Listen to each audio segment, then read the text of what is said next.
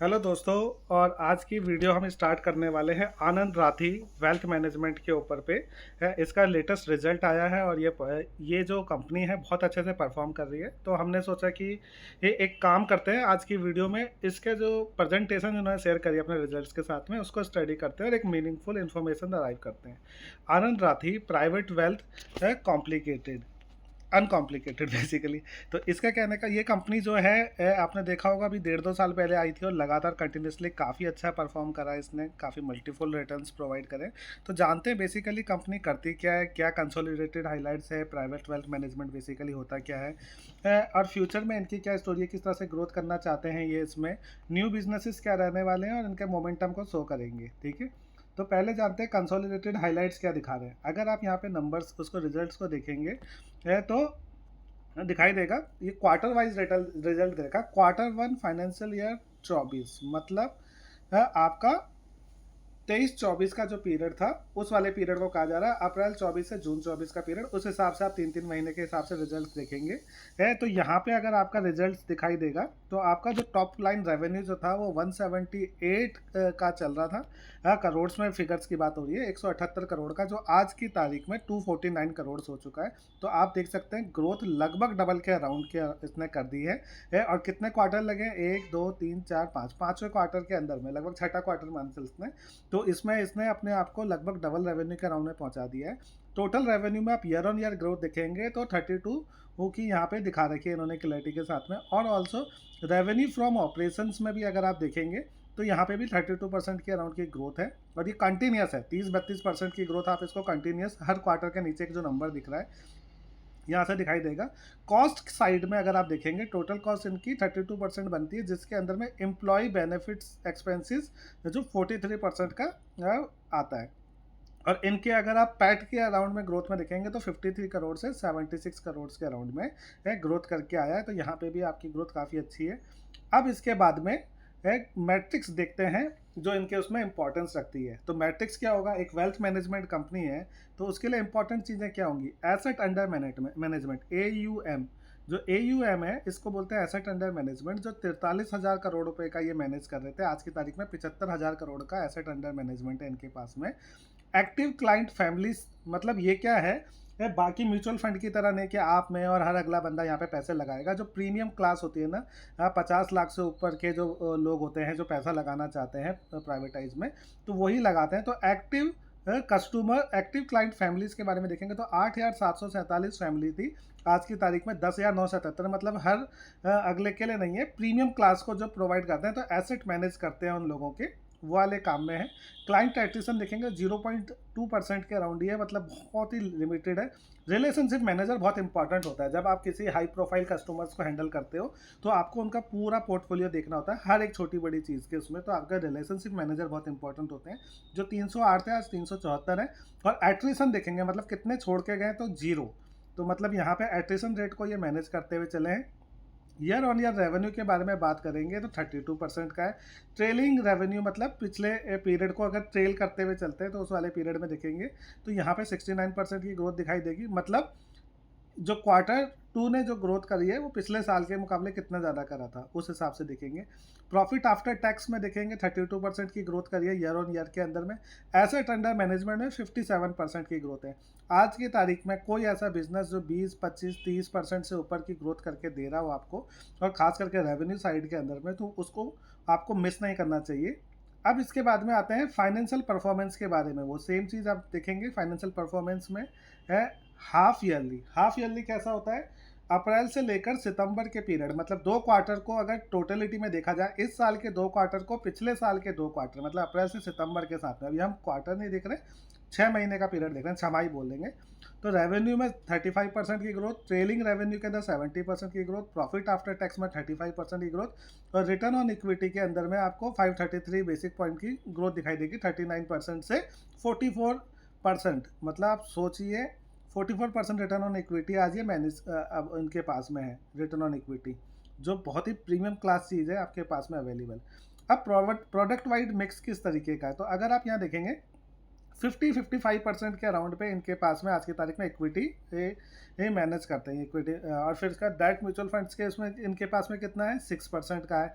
NSP मतलब non principal protected structure product 25% के हैं और 14% के अदर्स प्रोडक्ट है, क्योंकि ये एसेट मैनेजमेंट के उसमें है तो सब पूरा का पूरा उनका पोर्टफोलियो देखते हैं, तो डाइवर्सिफाई करके रखते हैं।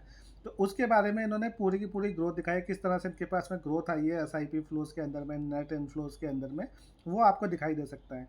अब सबसे इंपॉर्टेंट बात है, अब आपको बिजनेस के बारे में एक मोटा आइडिया होता है, तो आपको समझना पड़ेगा इंडस्ट्री किस तरह से काम कर रही है over the period of time.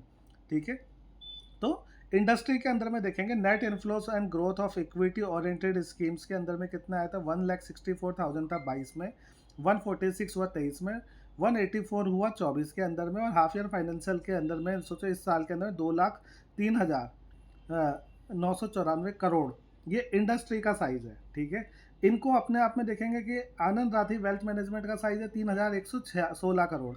इसके अंदर में 1.5% का भी इनके पास में इक्विटी म्यूचुअल फंड के अंदर में नेट इनफ्लो में इनका मार्केट शेयर है, और 4% net inflow minus SIP purchase करते हैं, तो वहाँ पे इनके पास में आता है। अब आता है private wealth management and services. यहाँ पे इंपॉर्टेंट देखने वाला है कि बेसिकली प्राइवेट वेल्थ मैनेजमेंट में करते क्या है।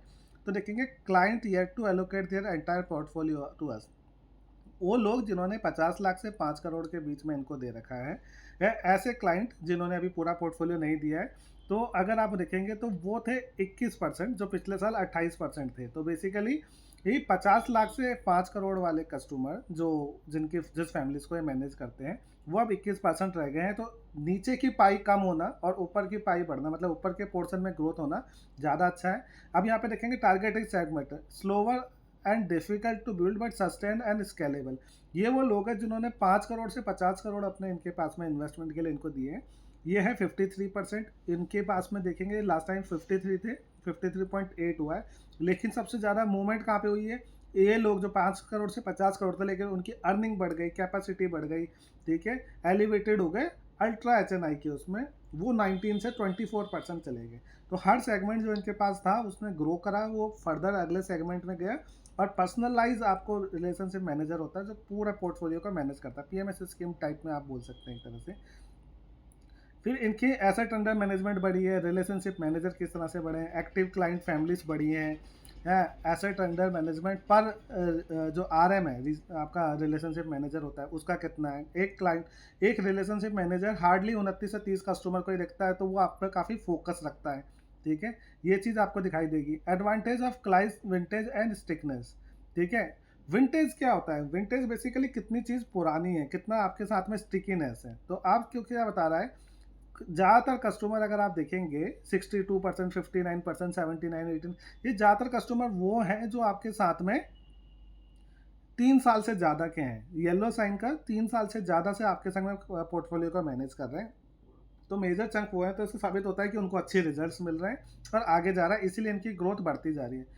Higher vintage relationship manager. अब दिखाएं जो रिलेशनशिप मैनेजर है बेसिकली जो क्लाइंट को मैनेज कर रहा है, वो आपका स्टार परफॉर्मर होता है किसी के अंदर में, और वो भी इनके पास ज़्यादातर इनके 5 साल से ज़्यादा वाले हैं। जो ये आपको ब्लैंक पोर्शन दिख रहा है 175, 148, तो ज़्यादातर जो ऐसे आपके रिलेशनशिप मैनेजर हैं वो 5 साल से ज़्यादा पुराने हैं। तो बेसिकली स्टिकीनेस है, कंपनी अच्छे से सबका ध्यान रखती है। अब बात आती है कि ऑब्जेक्टिविटी, ये क्या बोल रहे हैं, as a leading wealth manager जो आनंद राठी वेल्थ मैनेजर अपने क्लाइंट्स को और अपनी टीम को क्या क्या चीज़ों को प्रोवाइड कराता है, ऑब्जेक्टिविटी देता है, स्ट्रेटेजी देता है, इम्प्लीमेंटेशन करता है, मॉनिटरिंग करता रहता है कि आपका मैनेजमेंट आगे बढ़ता रहे। ठीक है ना, और ये इनके बेसिक फंडामेंटल्स के साथ में। अब देखते हैं कहाँ कहाँ पे इनके ऑफिस है। आप देश भर के नक्शे के साथ में देख सकते हैं, काफ़ी स्प्रेड आउट है ऑल ओवर द इंडिया।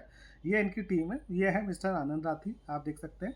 ये उनकी टीम के बाकी मेंबर्स आपको दिखाएंगे, बोर्ड ऑफ डायरेक्टर्स के ये जो आपको दिखाई दे रहा होगा, और ये बाकी टीम्स हैं इसके अंदर दिखाई देता है। हम इंपॉर्टेंट सेक्शन में आते हैं जो हमारे लिए ज़्यादा इंपॉर्टेंट है, फ्यूचर अनलॉकिंग, आगे के लिए क्या प्लान करा हुआ है। ठीक है, तो ये कह रहे हैं म्यूचुअल फंड मार्केट बढ़ रही है, तो ये हमको भी पता है कि बढ़ रही है। तो इसके अंदर में क्या आया, increase penetration mutual fund market, ये इनके लिए अच्छा है। यहाँ पे 21% से आपकी ग्रोथ हुई है 2019 से लेकर सितंबर 24 के बीच में। CAGR मतलब होता है हर साल की ग्रोथ जो आपकी आई है। पर अगर आपको लगेगा बहुत ज़्यादा बढ़ गए, अब आगे इनके लिए ग्रोथ नहीं है, तो दिखा रहे हैं कि इंडिया में अभी भी म्यूचुअल फंड का जो पेनिट्रेशन है वो सिर्फ 7% है, जबकि यूएस जैसे देश में 72% लोग लगाते हैं, जापान में 49%, ब्राज़ील और हम दो नीचे पर हैं। पर अदरवाइज देखेंगे वर्ल्ड वाइड भी 30% की एवरेज आती है। तो अभी भी इनके पास ग्रोथ करने के लिए मल्टीफोल्ड है, एटलीस्ट अगले 4 से 5 साल का तो अच्छा फ्यूल अवेलेबल है जहाँ पे इनको मैक्सिमम ग्रोथ मिल सकती है। ह्यूज मार्केट पोटेंशियल में आप देखेंगे किस तरीके से बोलता है स्ट्रॉन्ग मैक्रो इकोनॉमिक्स ट्रेंड्स आ रहे हैं, एचएनआई फैमिलीज बढ़ती जा रही हैं, जितने आप अमीर होते हैं बढ़ते जाते हैं, तो आप चाहते हैं कि आपका फंड अच्छे से मैनेज कराया जाए, ठीक है। तो वहाँ पे आप अच्छे फंड मैनेजर को रखेंगे तो आप एक मिनिमम फीस देके 2-4% की जो भी फीस जाती है उसको देके आप एक हैंडसम रिटर्न्स को पा सकते हैं। तो वहाँ पे लोग इनको फंड मैनेज करने के लिए दे रहे हैं। और देखेंगे यहाँ पे काफ़ी 20% का CAGR था और अभी 24 से 27 में भी आगे 12.5% का CAGR को एक्सपेक्ट करा जा रहा है। आने वाले टाइम में अगले 2027 तक के लिए इक्विटी म्यूचुअल फंड के अंदर में 16% की ग्रोथ एक्सपेक्ट करी जा रही है CAGR की। उसमें टैक्स पेयर्स की अर्निंग बढ़ रही है, नंबर ऑफ HNIs बढ़ रहे हैं। HNI क्या, हाई नेटवर्थ इंडिविजुअल्स जो लोग हैं उनकी वो लोग बढ़ते जा रहे हैं। फिर आता है financial asset of Indian house hold. अब आप देखिए ये बहुत इंटरेस्टिंग चार्ट है जो आप लोगों को दिखाई देगा। टोटल फाइनेंशियल एसेट अगर हम मान के चलते, यहाँ पे बता रखा है 143 करोड़ के लाख करोड़, 143 लाख करोड़ हमारे देश में जो टोटल फाइनेंशियल एसेट थी 2014 में। फिर 2023 में 370 लाख करोड़ हुई और फाइनेंशियल 426 करोड़ रुपये हो गई। इक्विटी का शेयर देखिए 5 लाख करोड़ रुपए लगे हुए थे पहले हाउस होल्ड्स के, फिर लगे 23 लाख करोड़, आज लगे 36 लाख करोड़। लेकिन फिर भी टोटल मार्केट शेयर को अगर मैं मान चलते हैं तो आज की तारीख में भी ये जो लोगों ने पैसा लगा रखा है इसके अंदर में सिर्फ 8% है उनकी टोटल वेल्थ का। म्यूचुअल फंड के अंदर में 1% है अभी भी, इक्विटी म्यूचुअल फंड के अंदर 6% है, गवर्नमेंट सिक्योरिटी में 0.5, स्मॉल सेविंग स्कीम में अभी भी 11.5% है, इंश्योरेंस के अंदर 15% है, PF पेंशन फंड के अंदर में अभी भी आपका 15% है, फिक्स डिपॉजिट के अंदर अभी भी 35% लोगों के पैसे लग रखे हैं। तो ये सारा शिफ्टिंग इक्विटीज़ की तरफ में आएगा तो वो इनके लिए एक बेनिफिशियल पॉइंट है, ठीक है। तो ये बता रखा है इन्होंने फाइनेंशियल एसेट 553% था फाइनेंशियल ईयर में, share has increase to 14 point share में आ चुका है फाइनेंशियल ईयर 24 के अंदर में। अब नए बिजनेसेस में क्या ये सोच रहे हैं, ठीक है, तो ये सोच रहे हैं एक मास प्रोडक्ट भी बनाया जाए जिसमें और ज़्यादा लोगों को इन्वॉल्व किया जा सकता है। यहाँ पे क्या है, अभी तक मैंने आपने देखा था 50 लाख से ऊपर का था, अभी 10 लाख से ऊपर वाले लोगों को भी टारगेट करना चाहते हैं। कस्टमर सेगमेंट मास एफ्लुएंट है एग्जिस्टिंग फाइनेंशियल एसेट जिनकी 10 लाख से 5 करोड़ के बीच में है, तो एसेट अंडर मैनेजमेंट उसको बढ़ाने की कोशिश कर रही है। क्लाइंट के नंबर्स बढ़ रहे हैं, वो थोड़े वाले 4,475 से 5,454 आए। तो ये अपने उसको क्या करना चाहते हैं, टेक्नोलॉजी को लेवरेज करके रिटेल सेगमेंट में देना चाहते हैं डिस्ट्रीब्यूटर्स को, और उनको अपने प्रोडक्ट्स देके उनको अलग सर्विसेज प्रोवाइड करेंगे। तो क्या होगा, सब्सक्रिप्शन मॉडल दे रहे हैं MFD एंड इस क्लाइंट्स को एक्सेस प्लेटफॉर्म को देने के लिए, वेब प्लस मोबिलिटी और दूसरी चीज़ों के लिए। तो म्यूचुअल फंड डिस्ट्रीब्यूटर्स बनेंगे, प्लेटफॉर्म्स के एसेट्स आएंगे, प्लेटफॉर्म क्लाइंट्स आएंगे, तो उसकी ग्रोथ के संग इनका एक टारगेट है strong growth momentum to continue. अब आप इनका चार्ट देखिए, ये बड़ा अच्छा था, कंसिस्टेंट मार्केट एग्नोस्टिक परफॉर्मेंस जो इनकी रही है 2022 से अभी तक का इनका दिखा रखा है, ठीक है। पैट में किस तरह से ग्रोथ आई है, ठीक है, वो कंटिन्यूटी दिखेगी आपको। ग्रोथ आपकी देखेंगे 32 से 34% के अराउंड है, स्टैंडर्ड डेविएशन 4% का इनके दोनों ऊपर का नीचे के बीच में। निफ्टी की परफॉर्मेंस आप साइड बाय साइड में देखिए, निफ्टी ने -1.5% का दिया, इन्होंने 144% की ग्रोथ करी। अगली बारी 0.6 दिया इन्होंने, 239% की ग्रोथ करी। 9.6 दिया इन्होंने, 33% की ग्रोथ करी। तो यहाँ पे आप साइड में निफ्टी के परफॉर्मेंस को देख सकते हैं क्वार्टर वाइज, और इनकी परफॉर्मेंस को देख सकते हैं, ड्रास्टिक डिफरेंस है। दैट्स वाई इनके चार्ट्स में और इनके रिजल्ट्स में आप अंतर देखेंगे। अभी सबसे इम्पॉर्टेंट अभी तक हमने जो भी पढ़ा ये तो था कि क्या करा है, क्या करने का इनका प्लान है वो देखा जाएगा। Guidance given for financial year के लिए गाइडेंस दी थी इन्होंने कि हम 910 करोड़ का रेवेन्यू करेंगे और हमारा जो प्रॉफिट होगा वो 280 करोड़ का होगा। 6 महीने में कहाँ तक पहुँचे हैं, तो ये 495 करोड़ कर चुके हैं, प्रॉफिट आफ्टर टैक्स 150 करोड़ कर चुके हैं। लगभग मतलब 50% टाइम पीरियड गया है, 55% का इन्होंने परफॉर्मेंस दिया है। तो इन्होंने उसको रिवाइज करा अपने साल के टारगेट को, और इसको दोबारा से 980 करोड़ रुपए रेवेन्यू के लिए, 295 करोड़ प्रॉफिट आफ्टर टैक्स के लिए दिया है। एसेट अंडर मैनेजमेंट 80,000 करोड़ करेंगे। तो बेसिकली ये आगे भी आने वाले टाइम में स्ट्रॉन्ग ग्रोथ मोमेंटम को एक्सपेक्टेड कर रहे हैं।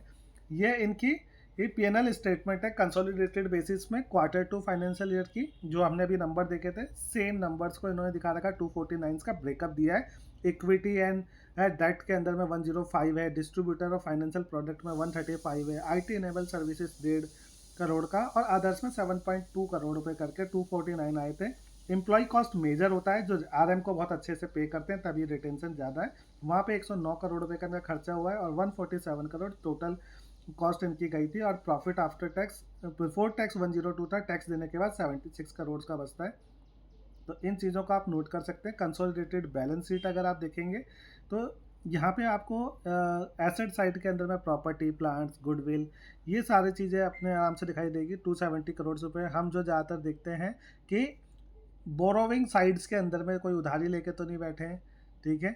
तो बोरोविंग साइड पे नेग्लिजिबल है, 6-7 करोड़ रुपए की इनकी उधारी आ रही है यहाँ पे बोरोविंग्स जो है करंट लाइबिलिटी के अंदर में।